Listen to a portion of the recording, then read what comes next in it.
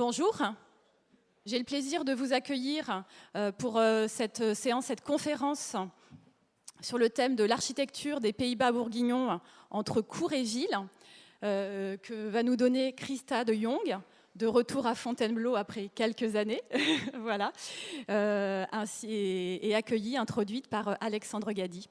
Donc Christa de Jong est enseignante, professeure d'histoire de l'architecture à l'Université catholique de Louvain. Alexandre Gady, Leuven, pardon, j'avais décidé de franciser, mais non.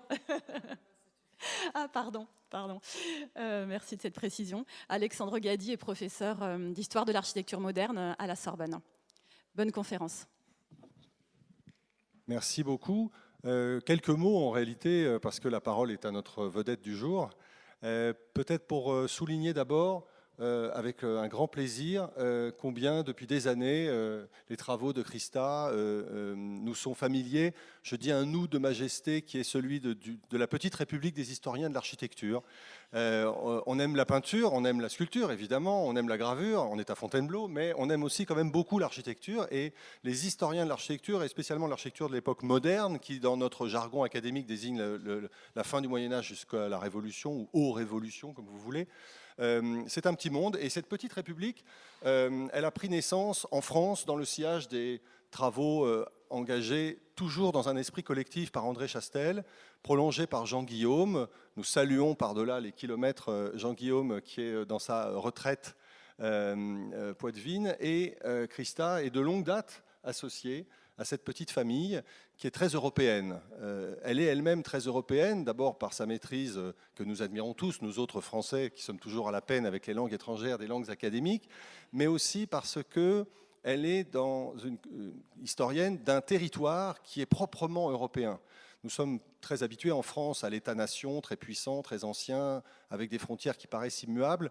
Au contraire, ce qui est passionnant dans la recherche de Christa, c'est l'interaction permanente entre ces Pays-Bas, entre l'ancienne Lotharingie, entre l'Espagne, l'Empire Habsbourg, et donc elle est au carrefour de tous ces éléments de recherche qui évitent de faire une histoire de l'architecture académique sans intérêt, l'histoire des styles, c'est plus grand, c'est plus haut, c'est plus beau, tout ça c'est fini depuis très longtemps maintenant, et donc elle a intégré dans sa recherche bien sûr tout ce qui aujourd'hui nous anime dans l'histoire de l'architecture, la question des matériaux, la question de la fabrique, la question du dessin, bien sûr une question centrale, et on l'a beaucoup entendu dans les séminaires à la Sorbonne, sur la question de la distribution.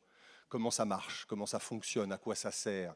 Et par-delà les questions de décor, par-delà les questions de style, d'aller au cœur du projet architectural et de sa logique et de son fonctionnement. Voilà. Et donc aujourd'hui, elle va nous proposer, alors on pourrait rester la journée, hein, mais normalement c'est qu'une heure, elle va nous proposer de regarder de près cette architecture avec ses logiques et ses fonctions. Merci beaucoup Christa.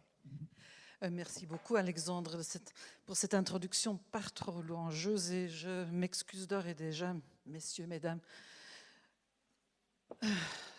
de ma maîtrise du français qui n'est pas bien passée. Oui, justement, ça fait des lustres maintenant que je n'enseigne plus en français. Mais bon, c'est évidemment un honneur et un plaisir justement de pouvoir parler ici des Ducs de Bourgogne et de leur architecture.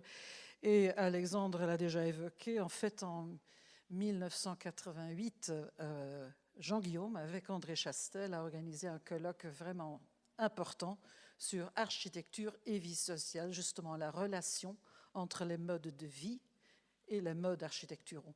Et c'est dans cette perspective, évidemment, que je voudrais situer ma conférence.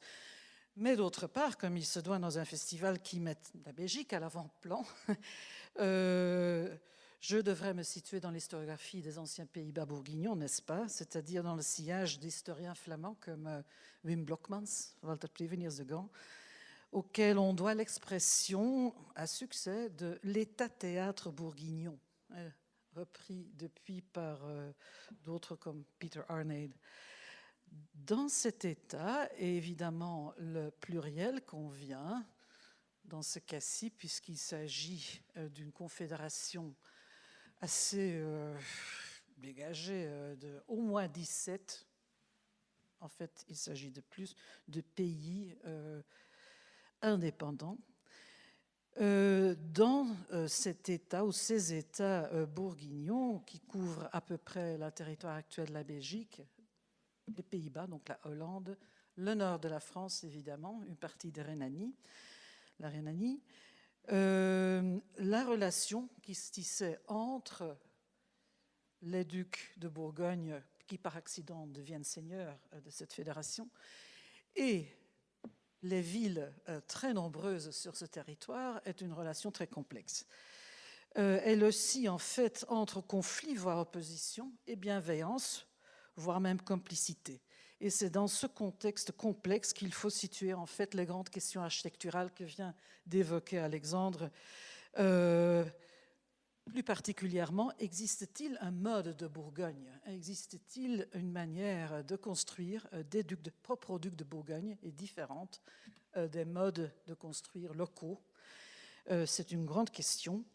Et d'autre part, les habitants de ces régions multiples, donc les habitants qui constituent le public justement de cet grand théâtre bourguignon, avec ses joyeuses entrées, ses dîners en public, etc., n'a-t-il aucun rôle à jouer?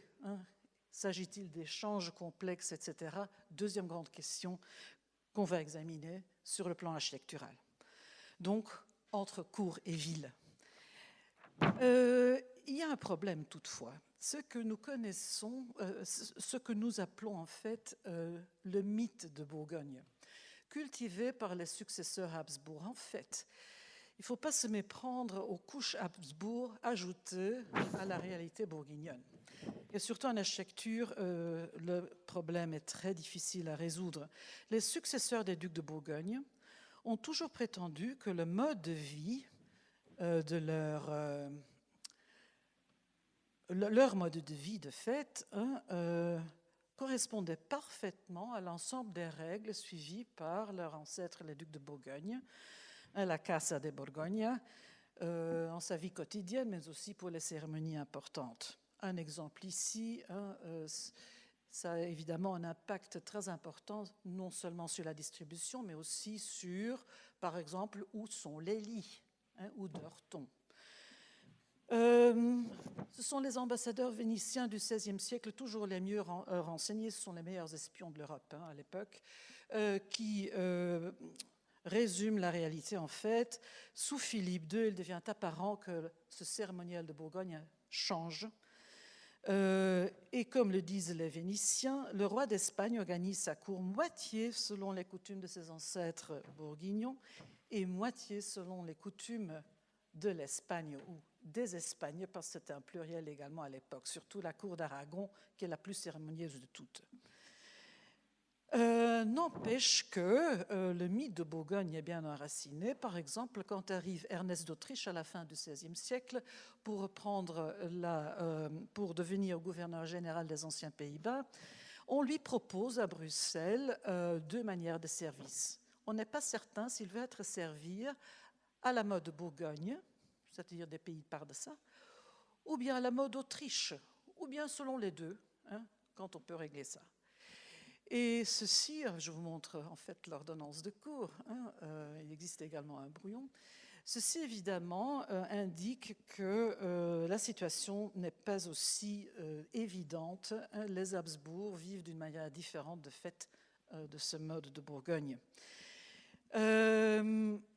C'est l'architecture en fait qui trahit ce qu'il se passe. Le palais de Bruxelles, résidence favori dès le milieu du XVe siècle, ne se transforme guère au courant du XVe et XVIe siècle. Regardons, voilà, ça c'est l'état Philippe le Bon.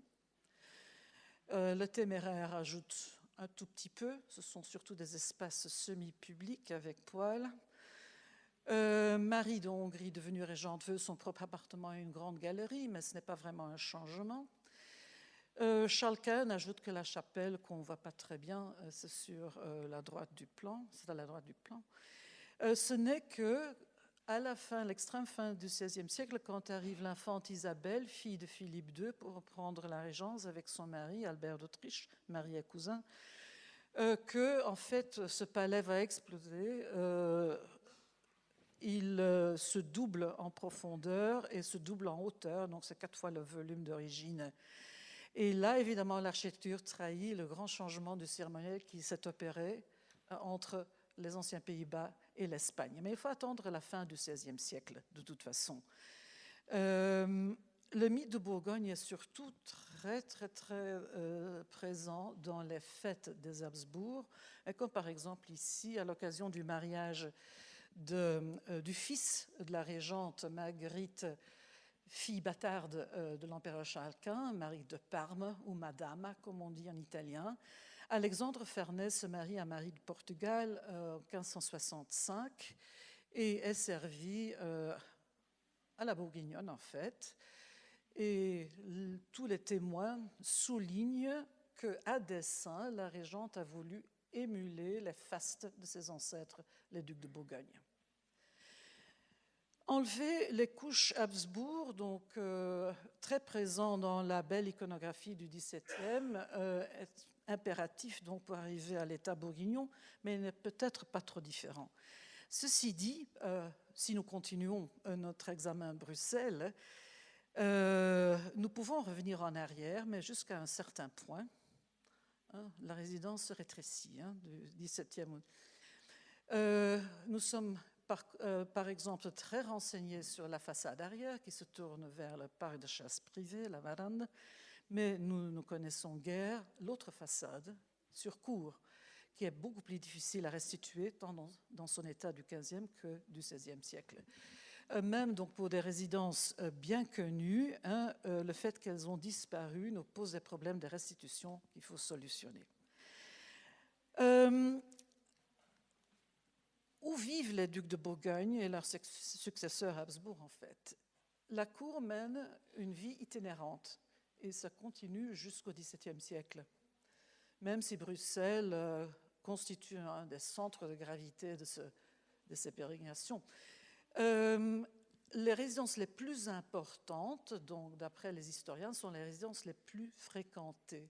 Mais en termes d'historien d'architecture, il faut rajouter les résidences dans lesquelles on investit beaucoup de sous, finalement. Les résidences de rêve, les résidences de songe. Malheureusement, je n'ai pas le temps ici de vous parler de ces songes. Par exemple, la Tour Bleue, projet de jeunesse de Charles le Téméraire, duc de Bourgogne, à Gorkum, en Hollande, ou bien ces fabuleux pavillons du parc d'Eden, en Artois.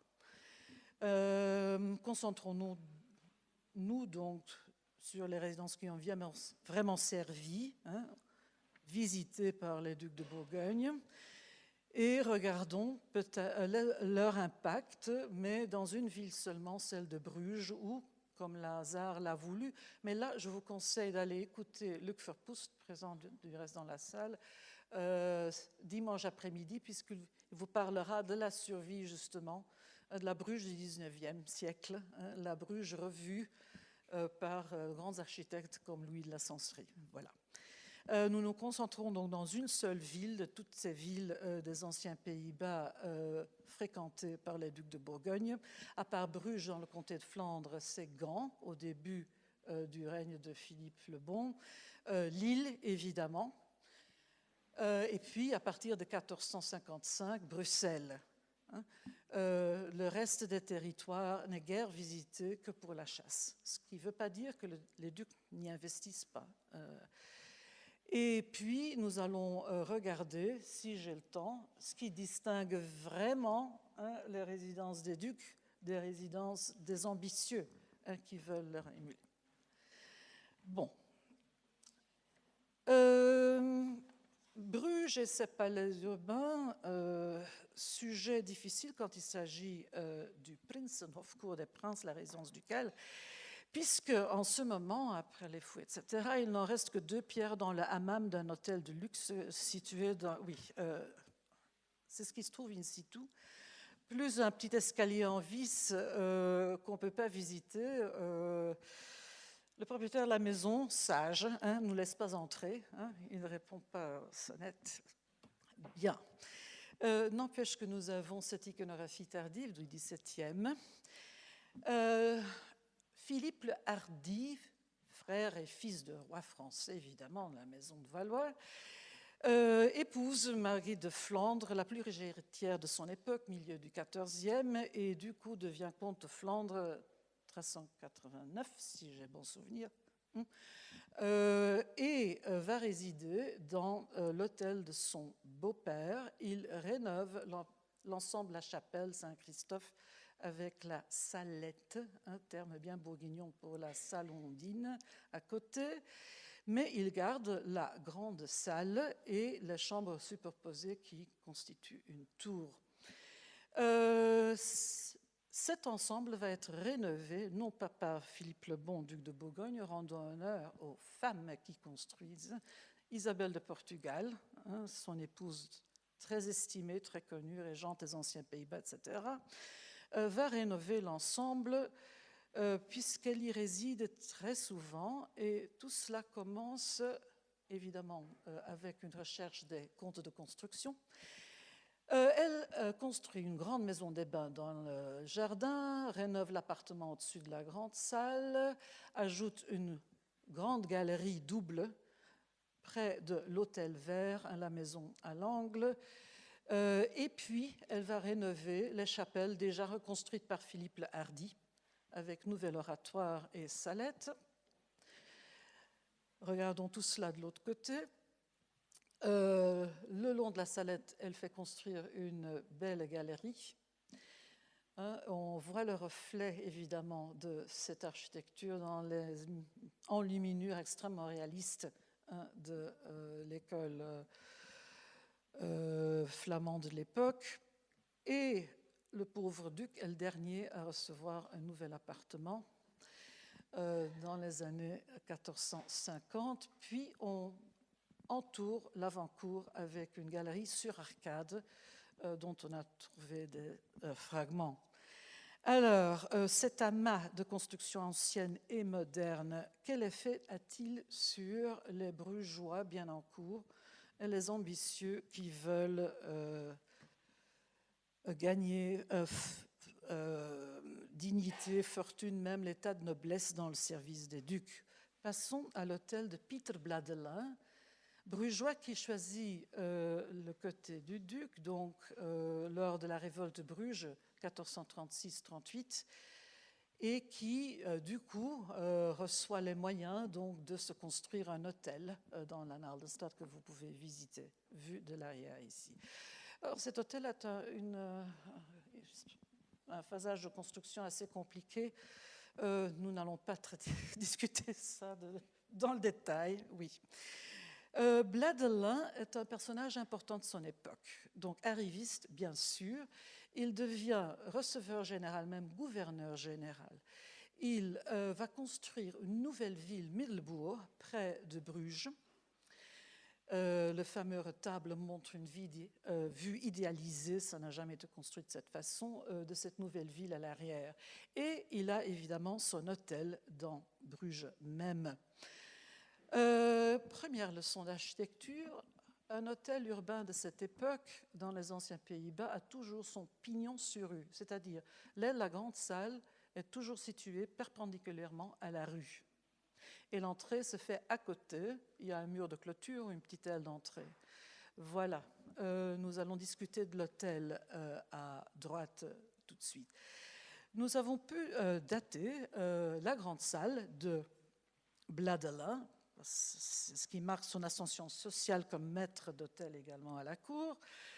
Par ordre chronologie, ce n'est pas une charpente très belle, 1441 au plus tard, et Bladelin honore ses mécènes, le duc de Bourgogne, dont vous voyez les armoiries à gauche, et Isabelle de Portugal, les armoiries royales du Portugal à droite, dans les consoles de poutres de la salle du rez-de-chaussée. Il y a deux salles superposées, puis un étage sous comble. À côté, le porche d'entrée est surmonté d'un cabinet. Cette ancienne photo qui montre l'état de destruction de 1944 correspond en fait à l'état Bladelin. Donc c'est pour ça que je l'utilise. Le reste de l'îlot était évidemment occupé par cuisine, chambre, etc., mais nous n'avons aucune idée de leur distribution exacte. L'arrangement, de toute façon, de la grande salle avec ce porche d'entrée surmonté d'un cabinet et accolé à la tour d'escalier qui fait rotule entre la salle et le mur d'entrée est une disposition qui rappelle de fait l'arrangement d'entrée de la grande salle du palais ducal de Bruges. Et disposition qui existe là-bas depuis le XIVe siècle. Donc pour un bourgeois, c'est une nouveauté de toute façon, cette distribution. Et elle se retrouve ailleurs. Dans l'hôtel dit plus tard de Watervliet, qui appartient à Jean III de Banst, en fait, sa femme était la nièce de Bladelin. On trouve une disposition similaire, 2 cabinets superposés sur arcade, dans l'angle entre la grande salle, c'est l'aile à droite dans la photo à l'arrière et l'aile d'entrée à gauche. En effet, dans cet hôtel, nous avons de très grandes salles aurées, sous-divisées maintenant. En fait, oui, ce sont les bureaux de l'assistance publique aujourd'hui. Premier étage, et puis étage sous comble. C'est une disposition donc, qui marque l'ascension sociale tant de Bladelin que de Banst. Mais il y a mieux. On ajoute, dans les 2 cas, dans un moment ultérieur, autre chose. En fait, dans l'hôtel Bladelin, on va rajouter un 2e espace derrière la salle, une petite salle. Ce n'est peut-être pas Bladelin qui l'ajoute, c'est peut-être l'homme à qui il laisse, dès 1466, son hôtel pour servir de filiale locale de la Banque Médicis à Bruges. Tommaso Portinari achète plus tard, à la mort de Bladelin, 1472, l'hôtel, mais il est là déjà 8 ans auparavant. C'est en effet marqué par l'aile d'entrée ornée de 2 médaillons qui imitent justement l'art de Della Robbia et montrent Laurent de Médicis et sa femme Clarisse Orsini. La polychromie d'origine était celle d'une faïence Della Robbia, bleu-blanche en fait, mais la pierre est la pierre d'Avenne du Hainaut, toujours utilisée pour des sculptures, pierre tendre, donc cette facture locale mais imitant un style florentin. Donc, l'aile d'entrée se développe à la salle. On ajoute la salette, qui est évidemment donc, dans le même axe et dont les clés de poutre trahissent une fois de plus que d'autres mécènes entrent en jeu. Il y a non seulement donc les armoiries du duc de Bourgogne à gauche, mais aussi ceux des Médicis à droite, avec les palais des prêteurs d'argent. Cette salette a vraiment un cellier en dessous magnifique. Oui, ce sont des enthousiasmes d'historiens de l'architecture, il faut nous pardonner. Voilà. Donc voilà, phase 2, Tommaso Portinari, grand point d'interrogation, puisque tout cela appartient encore à Bladelin à l'époque. Le portique d'entrée va s'étendre le long de la salette et devenir une galerie sur arcade, élément extrêmement nouveau, mais qui est évidemment déjà présent peu avant dans la galerie, la petite galerie sur jardin ajoutée à la salette du palais ducal. Bladelin n'est pas le seul à vouloir ajouter des salettes. Comme nous le disent nos historiens, tout d'un coup, on trouve des salettes partout dans les maisons brugeoises, d'après les contes des échevins, etc., dès le milieu du siècle. C'est le reflet en fait d'une certaine culture de cour. Il faut faire, donc on veut faire chic, on ajoute une salette, comme le fait d'ailleurs de Banst, qui a épousé la nièce de Bladelin. L'hôtel que nous venons de voir a également sa salette ajoutée à l'arrière, l'axe transversal, marqué une fois de plus, les poutres dont portent les armoiries des époux.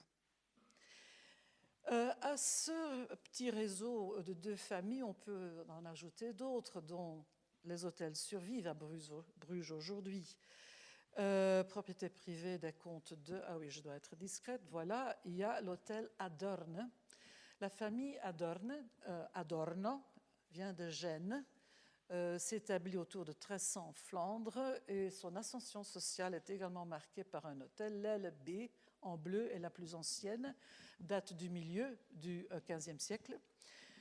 C'est Peter II Adorn, et l'aile rouge, E, c'est son fils Anselmo, à son pignon sur rue, bien sûr, avec dans l'angle un bel escalier en vis qui survit.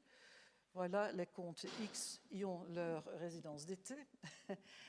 Les grandes salles et salettes sont disposées d'une façon légèrement différente. La salette est vers la rue, mais pignon sur rue, comme je vous ai dit, l'hôtel appartient à la même typologie.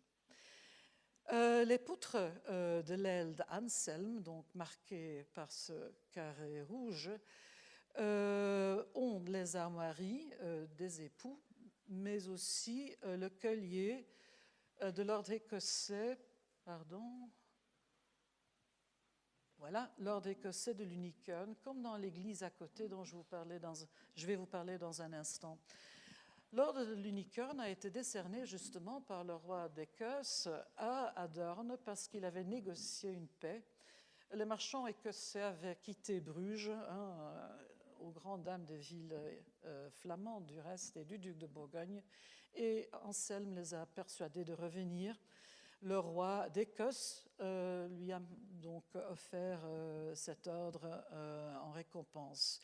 À côté, vous voyez le blason de Jérusalem, parce que oui, sur le site se trouve déjà depuis quelques générations une chapelle dédiée au Saint-Sépulcre, Jérusalem, et Anselme Adorn, qui, comme son père, comme son fils, a fait le voyage de Jérusalem, du reste, tout comme de Barnstead, lui aussi, 3 fois Jérusalem.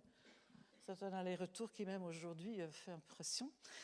Anselme va construire une très grande, très nouvelle chapelle de Jérusalem, que vous voyez à gauche, liée, c'est une église privée jusqu'à aujourd'hui, mais vous pouvez visiter, liée à la résidence par la galerie que vous voyez là au centre et qui existe toujours. Je vais vous montrer quelques photos. Il y a la partie basse, et puis il y a le chœur haut. Les petites fenêtres que vous voyez dans le fond, c'est l'oratoire privé, la voûte en lambris. La chapelle de Jérusalem devient bien évidemment le mausolée de famille.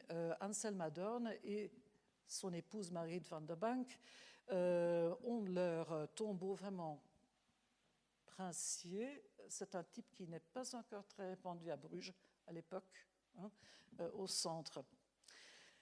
Et pour finir, voilà les peintures que vous ne pouvez pas voir dans l'oratoire des Adorn donnant sur le chœur haut. Ce sont donc des architectures qui reflètent d'une façon ou d'une autre les usages de la cour, et le 4e exemple, le dernier que je vais vous montrer, n'est pas différent. Les Adorn reçoivent des titres de noblesse du roi de l'Écosse. Même chose arrive à Louis de Rutuz, n'empêche ses origines commerçantes. Il est marchand de grut. C'est le mélange d'herbes qui sert à brasser la bière avant l'usage du houblon, en fait. Grutuz négocie le mariage de Charles Téméraire avec sa 3e épouse, c'est Marguerite d'York, avec le roi d'Angleterre, Édouard IV, qui lui donne le titre héréditaire, c'est exceptionnel pour un étranger, de Earl of Winchester. Et évidemment, comme vous voyez, il porte le collier de la toison d'or. Tout cela arrive en 1468-69, et c'est à cette époque même qu'il va élargir un amas de vieilles maisons et mettre cette grande façade de prestige devant. Aujourd'hui, c'est le musée historique de Bruges, donc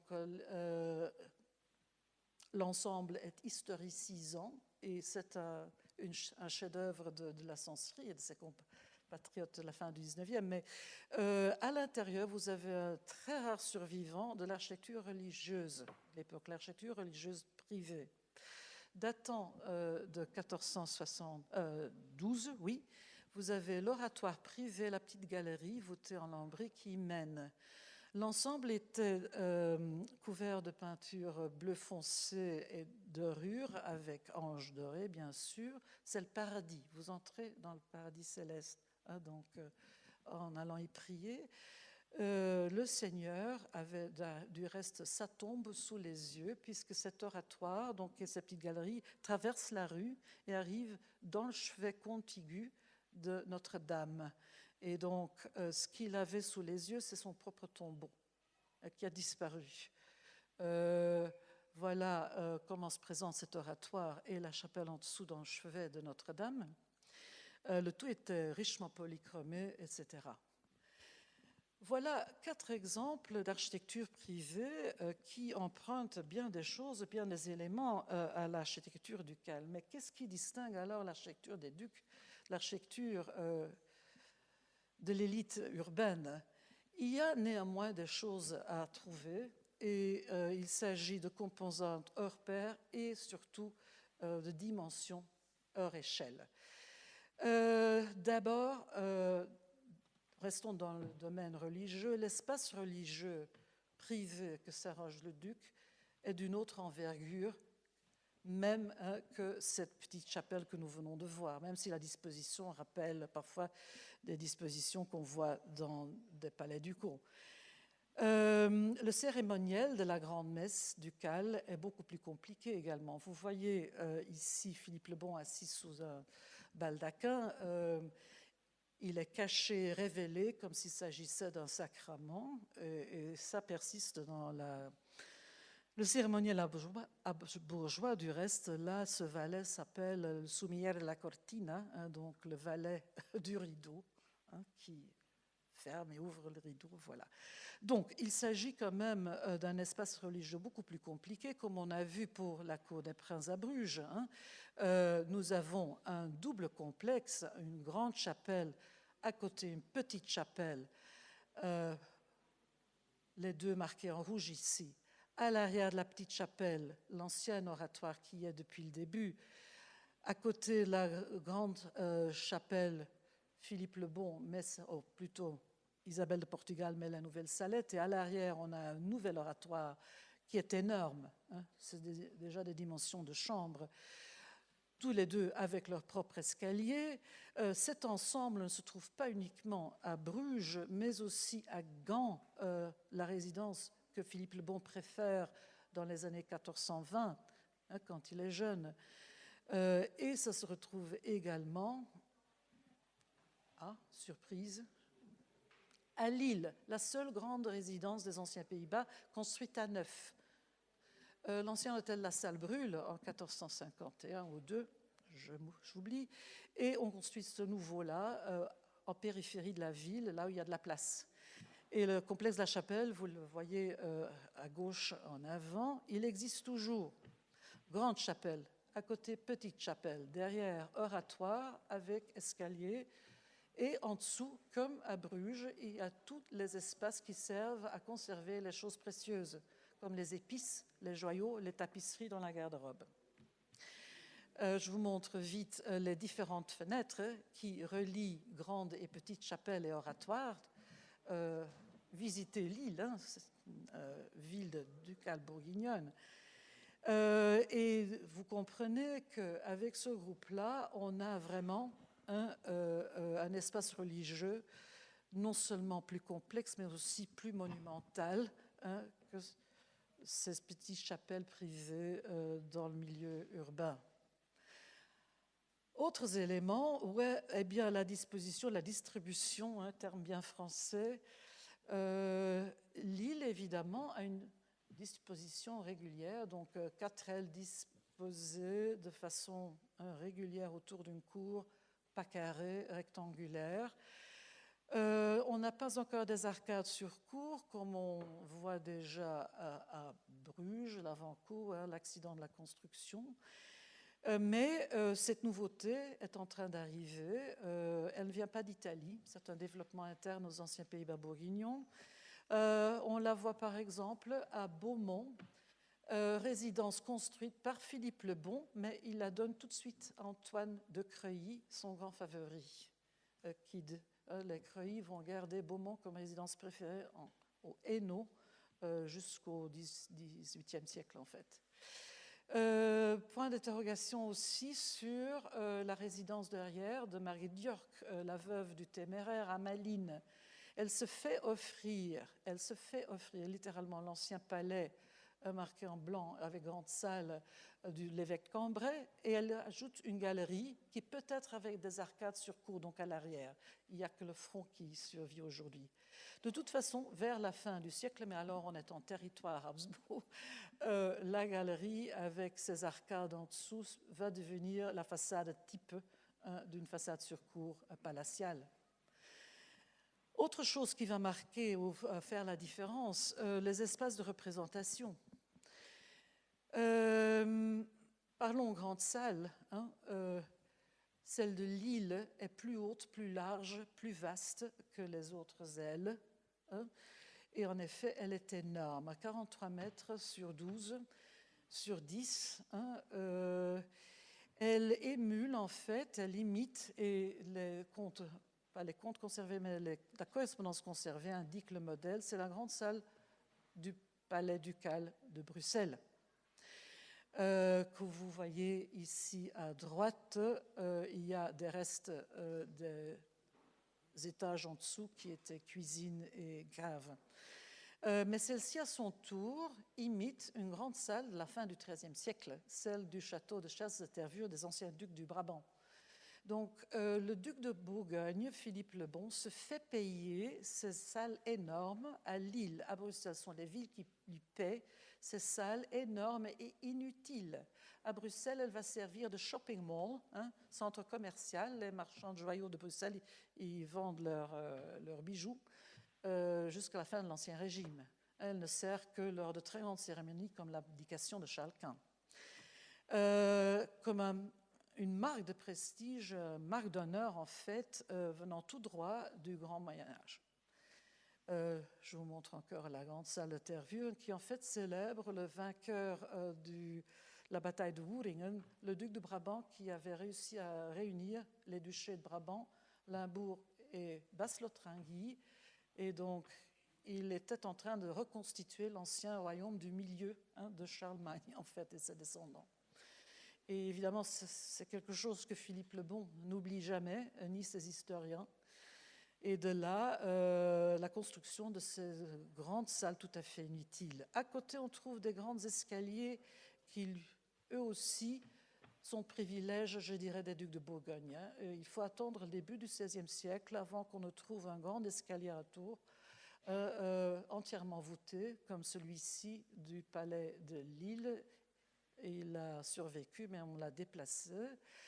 Celui de Bruges n'a survécu qu'en fragments, mais vous comprenez de quoi il y avait l'air. Encore quelques fragments, voilà. Il y a donc des marques d'honneur, architecture également. C'est la grande salle, c'est la disposition régulière avec grande galerie, c'est le grand escalier, et ces éléments-là, font partie du jeu de Lego ducal, mais pas de celui des arrivistes, les Adorn, les Gruthus, les Bladler, etc.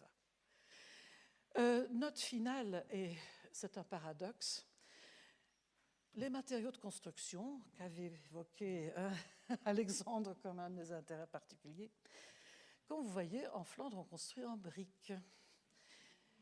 Et le duc de Bourgogne, il faut le dire, a bien dû avaler cet art de briques, même dans sa résidence préférée de Lille. Vous voyez ici la très belle vis, la tour des joyaux, accolée à la petite chapelle de Lille, entièrement en briques. Cette voûte continue en spirale avec vis en dessous, ça s'appelle une vis Saint-Gilles, depuis Viollet-le-Duc en fait. Et on trouve ce moyen de faire même dans les livres d'esquisses plus tardifs qu'on voyait ici.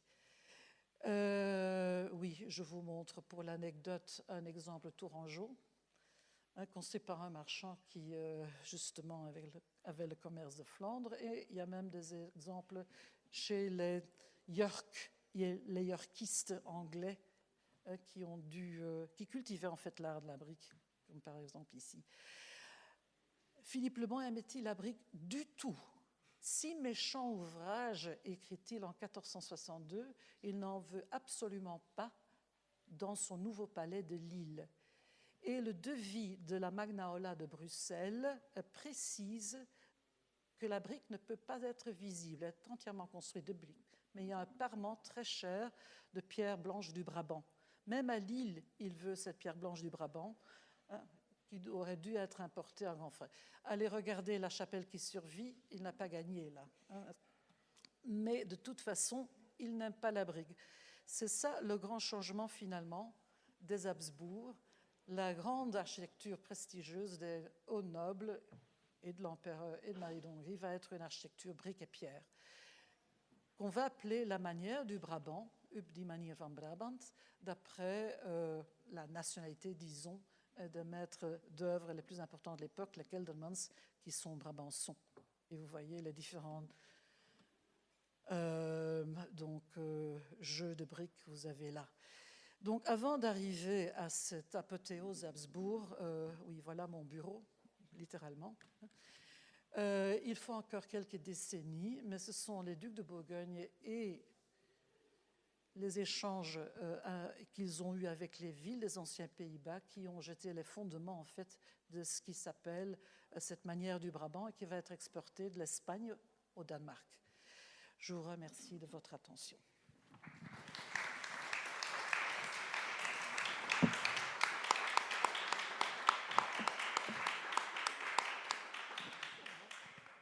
Merci beaucoup, Christa. Vous avez donc assisté à cette démonstration de ce croisement de toutes ces approches de l'architecture et comment la réflexion sur la vie sociale, la cour, les influences, la volonté de paraître et non pas de disparaître fait que l'architecture est évidemment un art d'une très grande complexité et à plusieurs entrées. Alors comme Christa était très raisonnable, puisqu'il est 12h10, il y a plusieurs solutions. La première serait de partir pour aller déjeuner, ce qui serait relativement grossier. Ça ne fait pas partie du cérémonial Bellifontaine, mais on pourrait peut-être, malgré le caractère très pointu de ce que nous avons eu la chance d'entendre, poser quelques questions. Et donc, je me tourne vers notre hôte du château. Je ne sais pas si les micros peuvent circuler ou si des orateurs peuvent avoir des voix de chanteurs d'opéra, mais en tout cas, c'est peut-être le moment de poser des questions et de profiter de la science de Christa. Elles sont toutes actives. Oui, oui, oui. Après, je ne sais pas s'il y en a qui sont Elles sont toutes actives. Il y a des fils, oui, des fils très longs. Premier rang, peut-être ça, non? Bonjour, merci parce que c'est à la fois très difficile et vous avez été d'une concision remarquable. On a vu des photos apparaître, à chaque fois on avait plein de questions et bon, il y en a une qui me revient parce que l'image est récente. À un moment, vous montrez une voûte qui est avec des nervures de pierre et ça ressemble énormément au travail anglais. Donc il y avait réellement, on imagine plus les Bourguignons comme des Français aujourd'hui. Quand on n'a pas connu les ducs de Bourgogne. Et en fait, on voit très bien, encore aujourd'hui, la Belgique et l'Angleterre ont des liens d'architecture très, très intenses. Est-ce que c'est intéressant, d'après vous, d'en dire un mot ou pas? Oui, tout à fait. Les rois d'Angleterre de la maison de York, en particulier, donc c'est Édouard IV et Richard IIIe, le shakespearien, hein, le mauvais, là, leur sœur, justement Marguerite d'York, épouse le téméraire, troisième noce. Et à l'époque, on marque, c'est une époque d'échanges vraiment intenses et fréquents entre les rois d'Angleterre de la maison d'York et les Bourguignons, et en particulier Bruges aussi. Louis de Gruthuze, par exemple, accueille les jeunes princes yorkistes, hein, donc Édouard et Richard, quand ils doivent fuir l'Angleterre en 1470. Et il les accueille dans sa maison de Gruthuze que vous avez vue. Les Tudors, qui évidemment gagnent le coup et qui leur succèdent, vont emprunter certaines choses, évidemment à leur propre passé, hein, la maison Lancaster, mais d'autres choses également à cette culture de cour bourguignonne. Par exemple, la façon de s'éloigner de sa cour et de dîner, ce spectacle du dîner en public, le duc qui dîne seul, ou le roi qui dîne seul, sous son baldaquin, séparé de l'audience qui regarde d'une balustrade, etc. Tout cela est très bourguignon, l'emphase sur ce dîner public. C'est adopté par les Tudors, en particulier Henri VIII, qui va développer ça comme un des modes de représentation royale. L'architecture également, surtout l'architecture des grandes galeries avec escaliers indépendants, marque également cette époque d'échange. Est-ce que c'est anglais? Pas tout à fait. Est-ce que c'est bourguignon? Pas tout à fait. Il y a là un échange. Mais les Tudors et avant eux les York ont beaucoup appris des ducs de Bourgogne, et ça c'est certain. Et les échanges personnels sont vraiment si fréquents et si intenses que ça s'explique facilement finalement. Les voûtes que vous venez de voir ont bel et bien été créées par des maçons brugeois. Et les escaliers que vous venez de voir, et il s'agit d'un groupe anglais que je viens de découvrir, il y en a plusieurs, ont tous été construits par des hommes de cour d'Édouard IV. À la fin du XVe, on voit une architecture de briques en Angleterre incroyable, même dans des régions où il y a une belle pierre de taille. Et je crois vraiment qu'on a emprunté des choses. L'exemple plus ancien du groupe que je viens de trouver appartient à William Waynflete, et c'est l'évêque de Winchester. Et vous venez d'entendre qui a été nommé Earl of Winchester de façon héréditaire, c'est Adorne. Donc on a là des échanges vraiment très personnels et ça va se traduire dans ce partage de modes de construire, je pense. Parce que là, les maçons sont anglais également, hein? Mais la stéréotomie de la brique qu'on voit ici dans la voûte est si particulière qu'elle doit venir de... Eh bien, les Lillois, c'est Jean Machon et Jean Marchand, hein, deux grands constructeurs qui ont construit tout, de Gorkum à Bruges à Lille, deux artésiens en fait. C'est une réponse un peu longue, mais ce sont vraiment les recherches que nous sommes en train de faire maintenant. Donc, si vous avez un peu de patience, et on me laisse faire à Leuven, hein, parce que je vais partir en retraite, je vous sors un livre sur les résidences des ducs de Bourgogne dans 2-3 ans. Voilà, il est en cours. Il sera en anglais, hélas. Enfin. Donc, époque d'échange personnel, intense, et ça se traduit dans l'échange de modes de construire également. D'autres questions?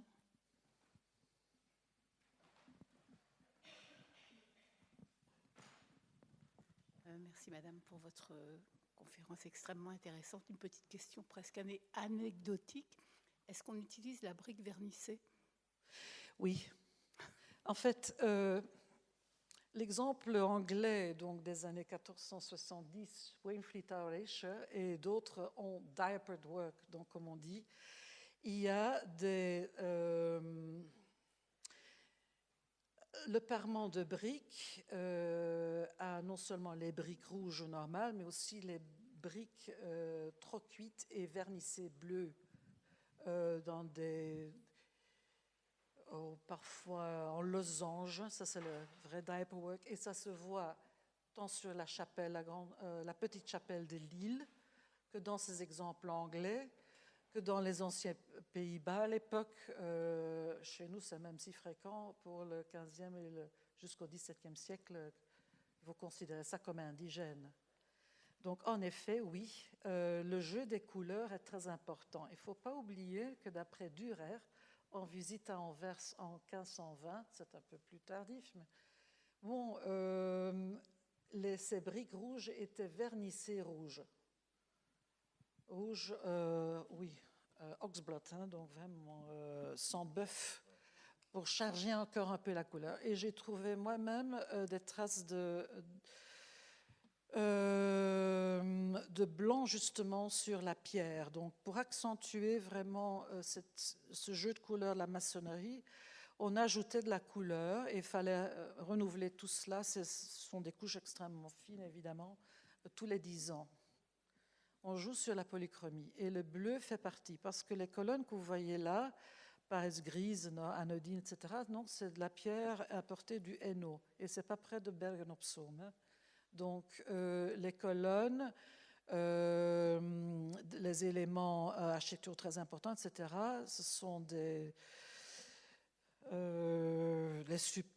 supports, par exemple, l'encadrement de portes, sont faits en pierre bleue, soi-disant bleue, qui est bleu-grise. Donc, il y a toujours le jeu de 3 couleurs dans ce mode à construire. Merci, madame.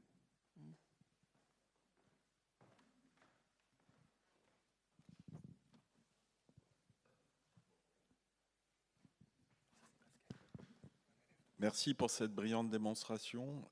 J'ai une petite frustration concernant les jardins qui accompagnaient ces demeures. Je sais bien qu'on ne peut pas parler de tout dans un laps de temps aussi restreint. Mais quelles sont les caractéristiques spécifiques de ces jardins, s'ils en ont? Il y a peu de jardins à Lille, mais pour Bruges, j'essaie de trouver... ici, voilà, à Gand, le jardin se trouve justement au-delà des douves. Mais il y a des petits ponts qui mènent, un peu comme le Louvre de Charles V. Hein. Mais ça, c'est évidemment une disposition du XIVe. Et ici, on est dans une ville très construite. Mais il y a différents jardins. Il y a... on ne va pas là... Ah oui, voilà.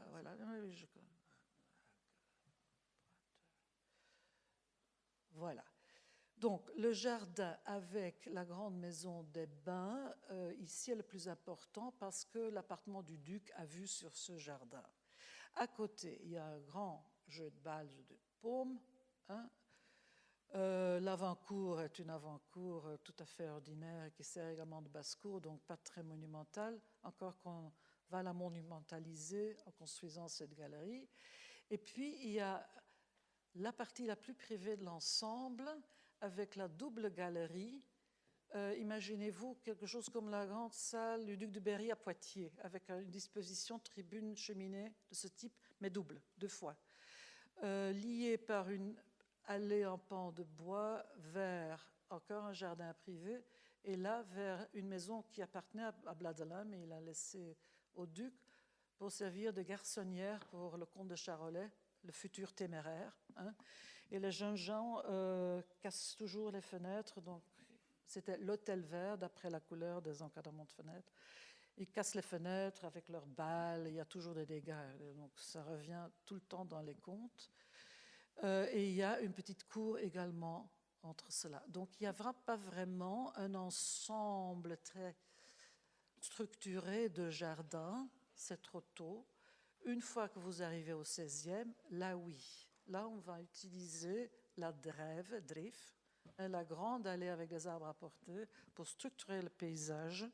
Et nous donnons cela aux Espagnols, à Aranjuez.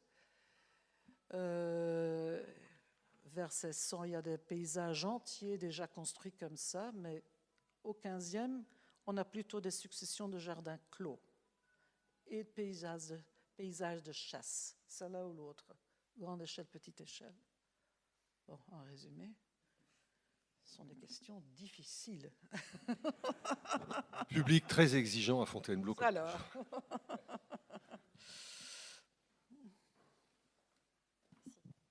D'autres questions? Encore merci. Vous avez dit que la haute aristocratie, la bourgeoisie, s'était inspirée de la distribution des ducs. Est-ce que ces transferts ont aussi concerné les modes de vie? Est-ce qu'ils utilisaient de la même façon les pièces que les ducs? Grand problème, nous n'avons pas les sources. Mais quand à l'hôtel de Palais Adorn, je vais avoir le précédent. Ici. Jan de Banst est déjà chevalier, donc à la différence de Bladelin qui est riche comme tout, comme dit Chasselin, hein, mais n'atteint jamais le rang de noble, juste avant sa mort, oui, mais Jan de Banst est déjà chevalier. Il est conseiller et il est un des premiers conseillers appartenant au Grand Conseil. C'est lui qui, comme bourgmestre de Bruges, est en quelque sorte l'hôte, la première réunion de tous les États généraux, jamais tenus en 1464, ici à Bruges.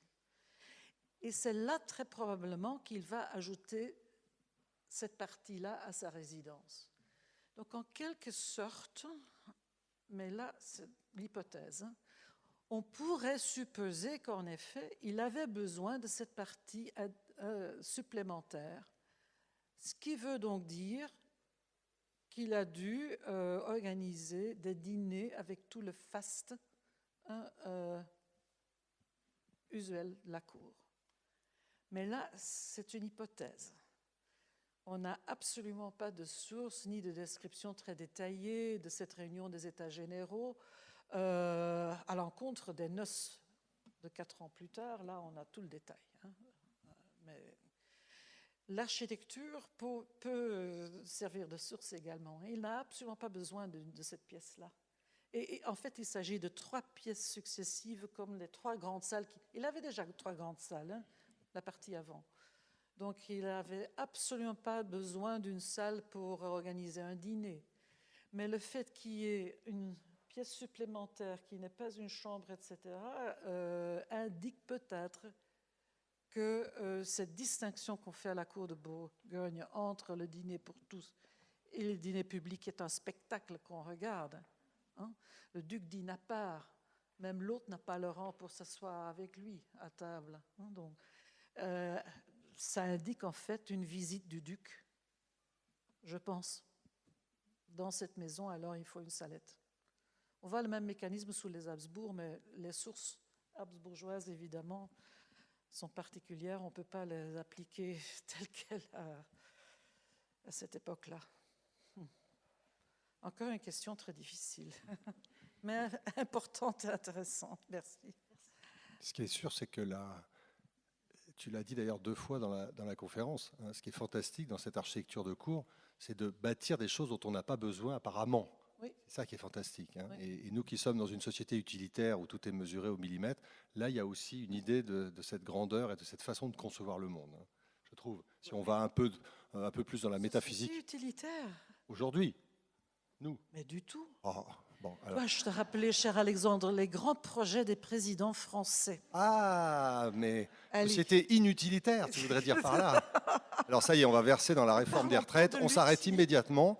Je vous propose, on va déjeuner avec Christa devant vous. Vous êtes donc devant le repas des ducs et des duchesses, et donc vous pouvez rester. Oui, voilà, c'est tout à fait ce qu'il faut. Est-ce que vous prenez encore 1 ou 2 questions, Christa? Oh, oui, oui, certainement. S'il y en a dans le fond de la salle, pouvez vous avancer ou parler très fort? Je ne vais pas de main levée. Plus de questions pièges. Ce n'était pas des questions pièges, c'était de très bonnes questions de recherche. Des perspectives, oui, des perspectives Tout autres. à fait. Bien, je vous remercie. Encore une fois, merci. Je vous souhaite-